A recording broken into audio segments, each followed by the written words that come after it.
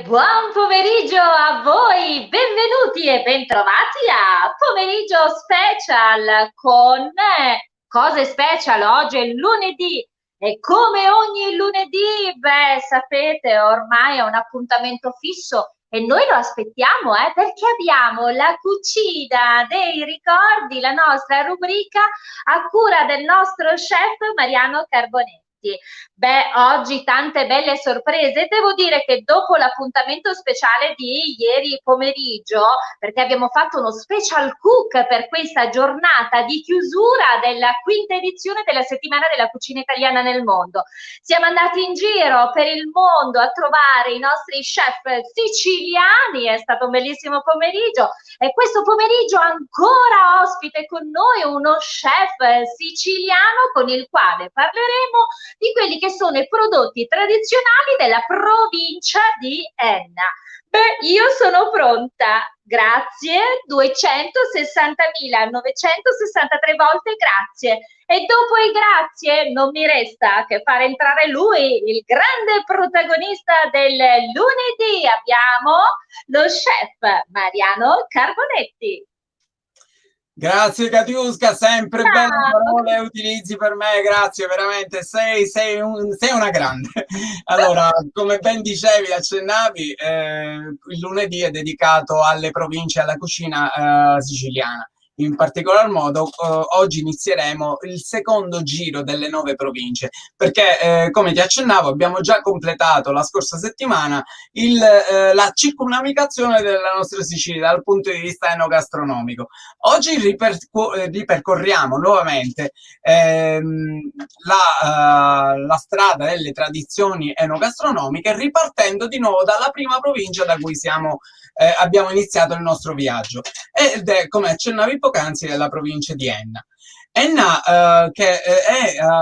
di solito parlando di Enna si pensa ad un piccolo territorio, si pensa ad una piccolissima frazione della Sicilia, ma veramente si fa un grandissimo errore, perché intanto ti dico che Enna nella provincia contiene 20 comuni. Sono molto molto ben radicati dal punto di vista strutturale, dal punto di vista delle tradizioni, e poi ha una storia antichissima, una storia millenaria. Considera che già con le prime colonizzazioni lombarde di Sicilia, Enna era entrata nelle mire e nell'attenzione di questi popoli che si succedevano sul nostro territorio. Ci furono i Siculi, i Sicani, che continuarono a dare forte la loro presenza. Nel VII secolo a.C. vi è anche la presenza delle colonizzazioni greche, e fino successivamente ad arrivare al 259 a.C., dove si fa forte la presenza dei cartaginesi, che però dura solo un anno, perché nel 260 viene buttata giù questa potenza dai romani, e che ne prendono a questo punto veramente pieno potere. Nell'859 abbiamo la presenza dei bizantini, infatti la presenza sia dal punto di vista storico legata alle presenze architettoniche, sia anche dal punto di vista culturale è molto forte nel territorio. Successivamente troviamo gli arabi e i normanni arrivano nel 1088. Ma un popolo che veramente riesce a dare il segno in questo territorio arriva tra il XII e il XV secolo con gli Svevi. Svevi che portano tantissime tradizioni dal punto di vista enogastronomico, ma anche dal punto di vista culturale. Infatti riescono a fondare diverse grandi opere, tra cui anche il Castello Vecchio o la famosa Torre di Federico II. Nel 1848, successivamente fino al 1860, Enna diventa il punto nevralgico della rivolta siciliana, perché in questo periodo è il momento storico in cui si cercava di insorgere per la causa nazionale. E successivamente, il 6 dicembre del 1926, Enna diventa capoluogo di provincia, e da qui inizia la sua grande storia fino ai giorni nostri. E ho voluto fare questo cappelletto semplicemente per ricordare che Enna non è questa piccola città di cui si parla, ma è veramente un grandissimo territorio vasto in cui operano tantissimi professionisti, E stasera abbiamo il grandissimo onore di avere con noi di nuovo il famoso professor Carmelo Petralia, che Eccolo qua, lo facciamo entrare. certo, certo. Buonasera a Ecco, tutti, e Buonasera. grazie benvenuto Mario, ciao chef. Katiuska, ciao Mario, bentrovati. Salve. Cioè Scusami se di... mi sono permesso, mi sono divulgato, mi sono allargato un attimino dal punto di vista storico, ma ci tenevo a farlo, a sottolinearla questa importanza del tuo territorio, perché spesso, ripeto, parliamo solo dal punto di vista enogastronomico, ma non sappiamo tutto quello che ci sta dietro. E tu sei... hai No, tra fatto l'altro una... faccio una nota perché così poi vi lascio perché dovete sapere una cosa. Chiaramente io, molto meno preparata sull'argomento rispetto, qui abbiamo, vabbè, lo chef Carbonetti e poi abbiamo il professore e lo chef Petralia, capite bene, insomma, che adesso mi zittiranno, però io sono riuscita a rubare anche qualche informazione prima della diretta. Vale a dire, diceva adesso lo chef Mariano, il nostro chef, il nostro padrone di casa, un po' ha spiegato naturalmente, ha fatto un percorso storico, perché voglio ricordare che è importante conoscere la storia, perché nel momento in cui si parla dei prodotti, e adesso entreremo nel vivo, io mi sono fatta dare un po' qualche anticipazione sugli argomenti di oggi, capirete quanto poi è importante proprio la storia, perché molti dei prodotti che oggi fanno parte dei nostri piatti tradizionali ci raccontano uno spaccato della storia. Ecco perché è importante conoscere ciò che abbiamo dietro. Detto questo, volevo salutare tutti gli amici che naturalmente ci seguono dalla provincia di Enna. Come diceva lo chef, stiamo parlando poi dell'ombelico della Sicilia, quindi stiamo parlando di un territorio veramente bellissimo. A questo punto io sono lì, mi metto a sognare perché abbiamo tanto da raccontare. Giusto Mariano e giusto Carmelo? Abbiamo tanta bella storia da dire. Dobbiamo raccontare un po' di cose. Intanto Mario ha fatto una presentazione bellissima di quello che è la provincia di Enna, toccando alcuni punti salienti, appunto questi aspetti legati all'autonomia acquisita della mia provincia quando si staccò dalla provincia di Caltanissetta, quindi diventando provincia autonoma. Fino ad allora Enna non si chiamava Enna, ma si chiamava Castro Giovanni. Successivamente andiamo a riprendere l'antico nome arabo Enna, e da lì inizia la sua storia, quindi va a riscrivere un po' la sua storia, soprattutto a livello gastronomico, perché vedi, tantissime ricette riportano proprio il nome originario che è Castro Giovanni e non è Enna. A parte questo, abbiamo un legame indelebile, oserei dire, con gli Svevi, poiché questo osservatorio astronomico, questo castello vecchio, che è la torre di Federico II, è una struttura ottagonale che dobbiamo a Federico II. Già abbiamo parlato la volta scorsa del legame di questo grande eroe di Stupor Mundi che ha con il nostro territorio, considerandolo la sua riserva di caccia. Sappiamo che a Palermo vive nel suo palazzo reale, ad Enna viene a cacciare, viene a scoprire il nostro territorio. Bene, grazie agli Svevi, quindi a questo magico imperatore, noi abbiamo tantissimi prodotti, tantissime preparazioni che un po' sono state portate da altre regioni d'Italia nei suoi viaggi. Lui, ad esempio, viaggiava alle volte della Puglia, dove abbiamo Castel del Infatti c'è un Monte. bellissimo castello anche in Puglia, un E bellissimo castello federiciano. il gemellaggio con questo castello è appunto le torri ottagonali. È come se la nostra torre di Federico sarebbe un pezzo di costruzione che va a inserirti all'interno di questo Castel del Monte.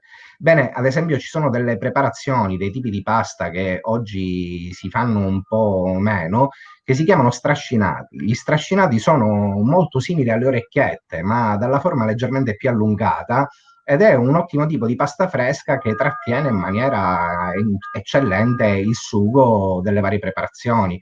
Quindi già questo legame, ma non abbiamo solo questo. Federico II ci porta tanti prodotti, ci porta le tecniche di lavorazione del pesce conservato, poiché come Mario egregiamente ha evidenziato l'altra volta, il nostro problema era appunto quello di approvvigionare del pesce salato, pesce di mare, quindi questo pesce non arrivava, arrivavano da noi i pesci conservati tramite l'affumicatura, tramite la conservazione sotto sale o l'essiccamento, e da qui le tecniche di lavorazione dello stoccafisso. Però Enna, dobbiamo dire tanto, è un territorio tutto da scoprire, ci sono tantissime preparazioni, sia dolci che salate, che vanno riportate in auge in questo momento particolare, come le due ricette che abbiamo inserito nel sito, che sarebbero la vastedda con sambuco, tipica della zona nord del nostro territorio, che ha un legame bellissimo con appunto il culto federiciano, poiché dobbiamo dire che il termine vastedda deriva da guastel, dal francese antico, però c'è poi il termine svevo che sarebbe vastel con la W iniziale, quindi già da qui, dalla parola, andiamo a trovare questo collegamento. L'altra preparazione sono le cassatelle da gira. Le cassatelle da gira sono un dolce meraviglioso, ha un gusto eccellente, anch'esse hanno una storia antica, però la storia è frutto di racconti empirici. È una ricetta che non si trovano tracce scritte sui libri di storia, ma veniva tramandata da madre in figlia, ha un'origine simpatica, carina, quindi le nozioni storiche che possiamo dare su questo dolce è semplicemente un'analisi storico-gastronomica degli ingredienti che lo vanno a comporre, quindi analizzando attentamente gli ingredienti che lo compongono possiamo andare a capire quali sono i popoli che hanno inciso nello sviluppo di questa Carmelo, ricetta. perdonami, solo una cosa. Parlando delle cassatelle da gira, addirittura ho letto da qualche parte che non è facile che tutti i paesi, cioè i 20 comuni che compongono il comprensorio, riescano a produrlo, proprio per questa mancanza di fonti scritte, perché di solito è una ricetta che viene tramandata da nonna in nipote e così via. È vero o no, Carmelo? No, no, è verissimo. Infatti basta fare un viaggio in un paese vicino, che so, Val Guarnera, ad esempio, caro Pepe, e lì vai a trovare delle cassatelle fatte con i ceci al suo interno. Questa composta di ceci è molto simile all'hummus, però fatta dolce, ma già cambia la tecnica di cottura. Pur mantenendo la forma a mezzaluna, queste si chiamano cassatelle di cigiri, poi vengono fritte, non vengono cotte nel forno. A differenza, la composta delle cassatelle da gira, invece la sua particolarità ce l'ha nella tecnica di realizzazione non solo della pasta frolla con cui si va a racchiudere questo condimento particolare, ma tanto nell'introduzione di alcuni elementi e nelle fasi di realizzazione del composto. Ad esempio, Qual è la particolarità, Carmelo? La vogliamo ricordare dal punto di vista sì, degli ingredienti? Aspetta, allora, facciamo un regalo a chi ci segue. ok. Diamo una minima ricetta in maniera che possano riprodurla. Ti va? Sì, Ci sì, piace, sicuramente. a noi ci piace tantissimo. Benissimo. Allora, vuoi che ti ripropongo la cassatella da gira o vuoi che diamo un'altra ricetta con un ingrediente simile? Va bene, parlando delle cassatelle da gira, intanto volevo fare una piccola introduzione. Veniva chiamata non solo cassatella da gira, perché prende questo nome in tempi leggermente più recenti, da quanto ha avuto attribuito il marchio Deco, la denominazione comunale, che la tutela e la protegge dalle varie imitazioni. Inizialmente era sempre un biscotto dalla forma circolare, non di mezzaluna, e alla sua estremità aveva un bottoncino, prendeva il nome di pasticciotto. Questo bottoncino messo alla sua estremità lo va a avvicinare ad alcuni dolci tipici siciliani che omaggiano il culto del seno. Bravo. Quindi le minni dei Virgini che si fanno a Catania Sì. o i minni di Sambuca di Sicilia, le minne di Sant'Agata e i minni dei Virgini di Sambuca di Sicilia. Entrambi sono fatti con una pasta frolla che va a richiudere un cuore morbido. Da noi si è sostituita la ricotta e si è messa questa composta che viene realizzata con degli elementi che hanno origini un po' portate dagli spagnoli, degli elementi arabi e degli elementi autoctoni del culto agropastorale locale. Quindi come si fa? Come si fa? Si fa una semplice pasta frolla dove non si va a utilizzare il burro, ma si va a utilizzare lo strutto, che è un grasso di fusione che si trovava facilmente nelle campagne. Questa pasta frolla è una pasta frolla molto leggera, si lascia bianca, deve essere morbida, quindi deve racchiudere il biscotto al suo interno, ma deve essere morbida, non si deve spezzare. Al suo interno si fa questa composta che si procede iniziando con dell'acqua in una pentola, aggiungendo dello zucchero, portandola ad ebollizione. Una volta che ha raggiunto la sua ebollizione, si vanno ad aggiungere le mandorle tostate che vengono tritate insieme alla buccia di limone. Successivamente si amalgama questo composto e si va ad aggiungere il cacao. Il cacao è di due tipi in questo caso. Abbiamo sia il cacao dolce che il cacao amaro. Una volta che aggiungiamo il cacao, misceliamo attentamente, onde evitare che si possano formare dei grumi, e si continua a fuoco moderato, quindi a fuoco basso, stando attenti che non attacca sul fondo della pentola, e poi successivamente si butta a pioggia una farina che otteniamo dai ceci caliati, la nostra famosa calia, ok? Questo aroma di tostato che viene a dare al composto lo rende molto particolare. Si lascia addensare. Una volta che si è addensato, si toglie da questo tegame e si versa in un contenitore, magari possibilmente smaltato, e si lascia raffreddare là dentro, ricoperto da una pellicola che ci evita il formarsi di una crosticina. Una volta che abbiamo ottenuto questo composto, lo facciamo raffreddare bene. Infatti, di solito da noi si prepara un giorno prima il composto. L'indomani si prepara la pasta che lo deve andare a raccogliere. Ottenuto il composto, avuta pronta la pasta, come si procede? Si fanno dei dischi circolari della dimensione di circa 10-12 centimetri. Al suo interno andiamo a mettere un cucchiaio di questo composto di ceci, mandorle al cacao. Lo andiamo a richiudere a forma di mezzaluna, con una forchetta andiamo a schiacciare i lembi, le estremità, lo andiamo a racchiudere e lo passiamo nel forno. La cottura è una cottura a fuoco dolce, chiamiamola così, poiché la temperatura va mediamente dai 160 ai 180 gradi, ma a 170 trova il punto di incontro per 8-10 minuti. Una volta che è finito, quindi che l'abbiamo tirato fuori dal forno, lo facciamo raffreddare, e se prima di raffreddarsi lo possiamo cospargere con dello zucchero a velo. Se dovesse essere già freddo, si va a preparare uno sciroppo di acqua e zucchero, si va a spennellare e si passa nello zucchero a velo o lo zucchero impalpabile che oggi si lavora in pasticceria. Una volta fatto questo passaggio, il dolce è pronto per essere degustato e mantiene anche un'ottima conservabilità nel tempo, poiché gli ingredienti che lo compongono non vanno a inacidirsi precocemente come un dolce che racchiude la ricotta, ma si conserva per più tempo. Oggi questa ricetta è stata un po'... Scusami, Sì, questo è dovuto anche alla presenza di zucchero che ovviamente ne mantiene, esatto. evita la formazione di acidi e quindi allo stesso tempo va a male, diciamo. E infatti questi rientravano tra i famosi i tipici dolci in riposto che potevano essere preparati prima e conservati. Ora, vedi la cosa particolare, abbiamo No, no, questi... Carmelo, Sì. scusami, ti devi fermare, Mariano, ti devi fermare anche te, perché dico, io adesso, cioè voi capite bene, voi parlate così, ma io già me ne sarei mangiata 3-4, ma a parte questo, senti Mariano, ma devo dirti, io sentivo parlare Carmelo, ma sai cosa farei? Oltre a mangiare queste meraviglie che già le sento, come dire, sotto al palato, ma io mi metterei lì quasi a cucinare e poi viaggerei e poi proporrei e poi ma forse potrebbe anche lui far parte del nostro progetto. Chissà.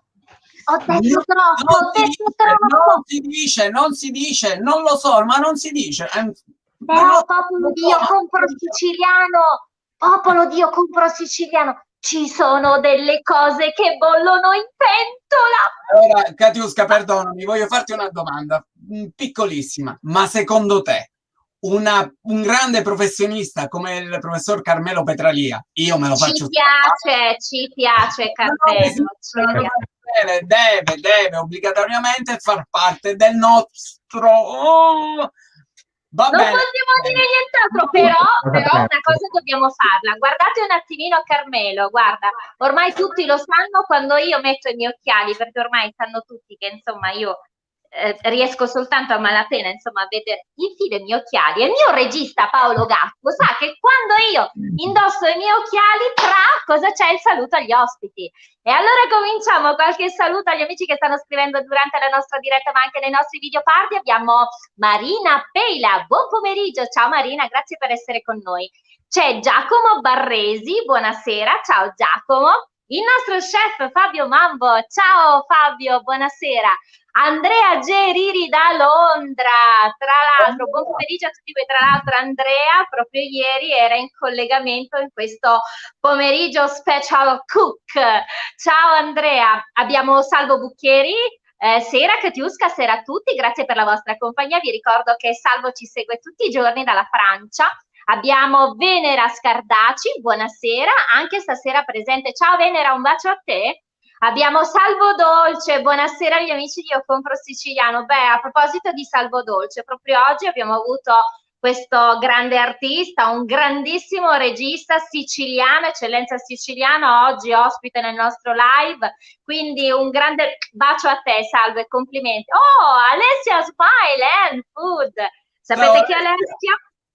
Ogni sabato conduce il programma Io Compro Siciliano Chef, tutti i sabato alle 12, e scrive: ciao splendida Katiuska, ciao bella, grande Mariano, vi abbraccio con affetto entrambi con la speranza di rivederci prestissimo. Assolutamente sì, non vedo l'ora di riabbracciare tutti. Abbiamo Filippo Lembo, buon pomeriggio, ciao Filippo, grazie per essere con noi. Ancora Andrea Geriri dice: ciao chef Filippo Lembo. Amalia Lopinto, buon pomeriggio popolo di Io Compro Siciliano, buonasera, ciao Amalia. Ancora qualche messaggio, abbiamo Salvatore Giardina, buonasera a tutti. Ancora un paio di messaggi. Vittorio Fuso, ciao Carmelo, sono un disabile, come si fanno i panettoni, grazie. Beh, io non so se oggi in realtà riusciremo a dare questa ricetta, però promettiamo al nostro amico che sicuramente al prossimo appuntamento con lo chef parleremo di panettoni. Facciamo così? Chef Mariano? Vogliamo dedicare... Cercheremo di dare anche spazio a questa cosa, ci tengo tantissimo. Sì, sicuramente qualcosa la faremo. Ok. Ancora Alfio Fichera saluta, ciao caro, buonasera e ciao a Io Compro Siciliano. Bene, torniamo un attimino invece alla nostra conversazione. Mariano. Sì, volevo dire una cosa a Carmelo, siccome poi purtroppo il tempo è sempre tiranno e ci sfugge, quindi volevo chiederti una cosa. Mi parli per favore di una cosa importantissima che avete a Enna, il sammuco. Cos'è il sammuco? Allora, il sambuco è un fiore bianco a forma, sembrano tante piccole stelline, ha un aroma particolarissimo. Questo sambuco, pensa tu, che è un fiore che proviene da una pianta antichissima, addirittura sono state trovate tracce di bacche di sambuco nel Neolitico. I popoli germani lo consideravano questo fiore la farmacia degli dei, poiché ha tantissime proprietà curative, si abbina benissimo a tante preparazioni anche in cucina. Ad esempio, fra le proprietà curative che abbiamo di questo fiore, nelle sue varianti, quindi nella creazione di bevande, di sciroppi, abbiamo la possibilità che è un ottimo drenante, quindi aumenta la sudorazione, aiuta ad espellere le tossine, è un lenitivo per la tosse, è un lenitivo per il raffreddore, ha proprietà curative per la pelle, ha veramente diverse proprietà. Pensate anche che addirittura con il legno di questo albero di sambuco, gli antichi greci o i romani andarono a creare uno strumento musicale che si chiama sambechè. Era uno strumento simile a un'arpa che emetteva un suono molto simile a quello della lira. Quindi pensate quanto è antico questa pianta. E poi diamo un'altra chicca per i più piccoli, dai, avanti, diamo anche questa chicca per i più piccoli. Ok, addirittura in Italia nell'Alta Altesina si fa un drink con questo prodotto, con questo sambuco, che si chiama Ugo. Questo drink sarebbe l'odierno spritz e ancora lì viene utilizzato. Poi è stato usato nel corso del tempo anche per la formazione di decotti, per la formazione di alcuni elisir. Vedi, a Troina, ad esempio, ha trovato un habitat naturale, nelle campagne intorno a Troina cresce questa pianta e da qui hanno voluto, come dire, elogiare questo prodotto andando a fare una sagra che viene a manifestarsi proprio nel periodo del santo patrono di Troina, che sarebbe San Silvestro, e durante questa sagra praticamente si è soliti andare a consumare questo prodotto. Oggi si trova in qualsiasi momento dell'anno, poiché non basta più aspettare il periodo della tarda primavera fino a luglio, che è il periodo in cui sboccia questo fiorellino, ma questo fiorellino viene essiccato e poi viene utilizzato durante tutto l'anno. Noi abbiamo questa ricetta. Ma è vero che essiccato è utilizzato all'interno di preparazioni gastronomiche da un sentore di formaggio? Sì, ha un richiamo al formaggio, un po' al pecorino dolce, ecco, richiama questo. Infatti trova un contrasto meraviglioso, Mario, nella realizzazione di risotti al formaggio.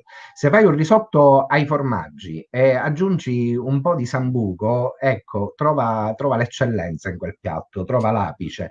Noi a Troina, nella mia provincia, abbiamo questo dolce, questa preparazione salata che ha veramente una storia molto particolare. Intanto anch'essa deriva dagli svevi, quindi possiamo dirlo ad alta voce, poiché il termine stesso vastedda deriva da gastel, che era il termine del francese antico, e poi successivamente un termine svevo era vastel con la W, quindi già abbiamo il legame nella sua strutturazione del nome. Poi aveva un nome particolare, prima di chiamarsi Vastedda Accusambuco, si chiamava Infigliolata. Perché infigliolata? Perché era come una donna che al suo ventre, all'interno del suo ventre, aveva il nascituro. Quindi questa focaccia ripiena di questo nascituro. Ora, come si fa? Si usano degli ingredienti che sono sempre legati al territorio. Uno tra questi è la mitica tuma, che abbiamo parlato l'altra volta, quindi questo formaggio morbido, questo pecorino dolce morbido. Oltre a questo si usa un salame particolare che si chiama soppessata. Sarebbe un salame a grana grossa che viene pressato con delle tavolette di legno e lasciato stagionare. Quindi al suo interno noi facciamo un impasto per la focaccia che trovate in descrizione, dove abbiamo al suo interno del latte, delle uova, la farina bianca. Ecco, c'è da fare una parentesi. Anticamente si realizzava questa focaccia con un antico tipo di grano siciliano che era il Maiorca. Questo grano siciliano è molto simile alla farina Manitoba che troviamo oggi in commercio, dava la caratteristica di lasciare bianca, diciamo, questa focaccia, quindi esaltandolo un po' in quella che sono la sua colorazione. Poi nell'impasto si aggiungono dei fiori di sambuco. Si fanno due dischi rotondi all'incirca del diametro di 25-30 centimetri. Nel primo disco si adagia in una teglia unta con dell'olio d'oliva, si mettono stratificati la tuma, il formaggio soppessata e facoltativamente, se si vuole, si può mettere anche del guanciale di maiale, quindi del lardo, ad esempio. Poi si mettono degli altri petali di questo, di questo fiore, di altri fiorellini di sambuco, si ricopre con l'altro disco rotondo, si lucida con dell'olio d'oliva e si mette nel forno. Si cuoce per all'incirca dai 35 ai 40 minuti a 200 gradi centigradi. La particolarità appunto è di avere questa focaccia leggermente croccante, abbastanza spessa, poiché il lievito che si usa non è il lievito di birra, ma è il crescente. Il crescente è un lievito naturale, quindi un lievito che otteniamo con dell'acqua fermentata con dell'uvetta che rilascia le sostanze zuccherine e poi aiuta il processo di lievitazione abbinandoci la farina. Questo lievito si fa crescere, quindi appunto come prende il nome crescente, viene nutrito nel corso dei giorni e si ottiene questa pasta madre che un po' rappresenta la biga. E andiamo a ottenere. Katiuska, volevo farti riflettere su una cosa, ma ti immagini se noi riuscissimo a dare sempre ingredienti, sempre le ricette di questi piatti ormai storici che purtroppo non fanno più? Ti rendi conto che patrimonio che riusciremo a trasmettere a chi ci segue? Assolutamente, assolutamente. Tra l'altro, Carmelo, volevo farti una domanda, ma quando? Quando cosa? Quando Quando me ne prepari 700-800 che me le devo mangiare tutte?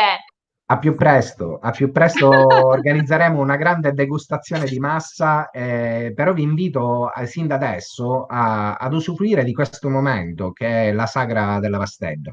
Vedi, il santo patrono di Troina è San Silvestro, fanno questa festa che è veramente molto carina, si conclude con la sagra, però c'è tutto un legame dietro questa preparazione di questo prodotto. Intanto la ricetta ha origini conventuali, deriva dal convento di San Michele Arcangelo dei padri basiliani. Pensa che le massaie, prima di infornare questo prodotto, osavano, come dire, cercare di affidarsi nella buona riuscita del prodotto al santo patrono, a San Silvestro. E usavano dire questa frase semplice: San Silvestro, vieni e presto.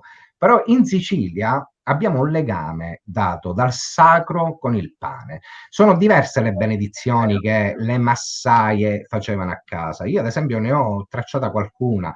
E si era soliti innanzitutto preparare il forno. Nella bocca del forno, prima di infornare il pane, si metteva della brace, in modo tale che la caloria non usciva fuori.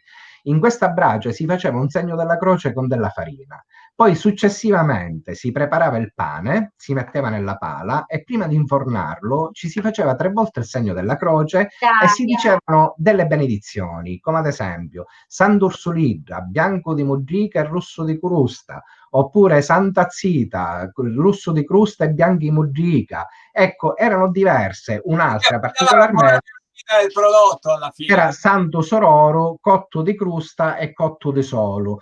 Quindi erano dei modi di dire veramente antichi, perché? Perché il pane rappresentava un prodotto che doveva durare. Quindi questi pani che si facevano dovevano durare 2 settimane, 10 giorni. Sto pane doveva rimanere morbido, doveva venire bene. Se si bruciava, le famiglie mangiavano certo, pane bruciato e non si certo. buttava. Sì, sì. Un'altra cosa, ad esempio, sempre particolare legato a questo culto del pane è che il prodotto veniva poi omaggiato e donato alle famiglie meno nobili. Il crescente, il lievito, si passava di famiglia in famiglia, quindi per cercare sempre di mantenerlo vivo e utilizzare un prodotto che permetteva la buona riuscita del pane. Quindi ecco, Divertimento abbiamo...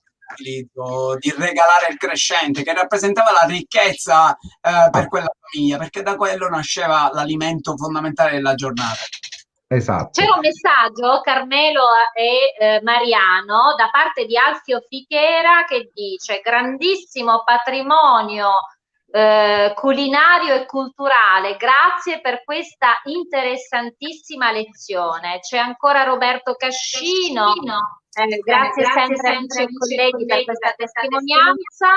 C'è un saluto di Vittorio Fuso, ciao Catiusca, e mi piace un messaggio di Antonio Labarca, dice ciao, io compro siciliano anche se abito in Toscana. Bravo. Antonio, un grande bacio a te e grazie. Beh, siamo arrivati quasi a chiusura. Chef Eh, Mariano, è veramente difficile riuscire a troncare questa parte in cui Carmelo stava realmente divagandosi su quello che è la storia, la bellezza della nostra gastronomia, ma purtroppo, come abbiamo detto sempre, il tempo è tiranno e bisogna sottostare al tempo. tra Io l'altro, Mariano, ti lascio subito la parola. Tra l'altro, noi lasciamo, come dire, il popolo, così, come dire, sai con quell'acquolina, no? Quando dice, e adesso, perché ci sono le novità! in inglese si dice cuspinno, ma Con spinno! Giustissimo. Esatto, con spinno. Beh, siamo proprio arrivati a chiusura. Noi abbiamo voluto, come sempre, grazie a questa rubrica dello chef Mariano Carbonetti, dedicare spazio alla memoria, e grazie a questo intervento preziosissimo del maestro e dello chef Carmelo Petrelli abbiamo avuto modo di conoscere la tradizione legata a questa provincia ricchissima e bellissima che è la provincia di Enna. Io a questo punto saluto Carmelo Petrelli e do la parola al nostro padrone di casa, Mariano. Allora, come stavo accennando poc'anzi, purtroppo servirebbero 200 puntate sull'argomento di Enna, ma purtroppo dobbiamo dare anche spazio alle altre province, perché è giusto che tutti i nostri seguaci, follower, giusto, Allora, apprendano anche nozioni dalle altre province. Ma torneremo ancora con il professore Petralia, non solo in questa occasione della cucina dei ricordi, ma Non si può dire! Sorprese, sorprese. Sarà un ospite di riguardo per diverse cose che faremo, ok? Niente, a questo punto io personalmente volevo ringraziare Katiuska di averci dato questa possibilità di poter raccontare questa provincia siciliana. E veramente ringraziamenti grandi di vero cuore a Carmelo Petralia, che è una persona stimo tantissimo dal punto di vista professionale ed umano, E cosa dire? Grazie e alla prossima, Carmelo. Grazie, io anche voglio ringraziarvi per avermi dato l'opportunità di poter intervenire e raccontare un po' il mio territorio. Veramente il tempo è tiranno, ci sarebbero state tantissime altre cose da raccontare e da dire, ma ce le teniamo in caldo, le racconteremo prossimamente. Voglio ringraziare Mario, voglio ringraziare Katiuska e la redazione di Io Compro Siciliano per darmi la possibilità di intervenire in questa rubrica veramente interessante, bella. Ci vedremo presto, continueremo i nostri racconti sicuramente. Io vi abbraccio. Assolutamente sì. Aspetta, Ok. ma adesso aspettate un attimo. Allora, volevo ringraziare come sempre in regia il nostro regista Paolo Gatto, Grazie Marzia Paolo. Pure alla redazione, Grazie Paolo, tutto il grazie. team di Io Compro Siciliano, ringraziare tutti gli amici che hanno scritto durante la nostra diretta e naturalmente, lo chef Mariano Carbonetti lo sa perché ormai lui Grande insomma lo sa. Mario. Ma Carmelo, mica te la cavi così, sai? Adesso Ok, dovresti avvicinarti alla camera. Vieni, siamo, vieni siamo pronti. Mariano. Siamo pronti. Adesso devi ripetere con me e con Mariano, perché altrimenti il regista non manda mica la sigla, sai? Devi Va bene. ripetere, ok, con noi. Io Io compro compro siciliano. Sì. siciliano. Ci piace! Grazie per essere stato con noi. Grazie Grazie a Carmelo. voi. Chef, ci vediamo lunedì puntuali con la tua rubrica La cucina dei ricordi, a cura Ok, del nostro chef grazie. Mariano Carbonetti. Ciao Ci vediamo Carmelo! lunedì. E Grazie, alla adesso prossima. la nostra sigla. Ciao!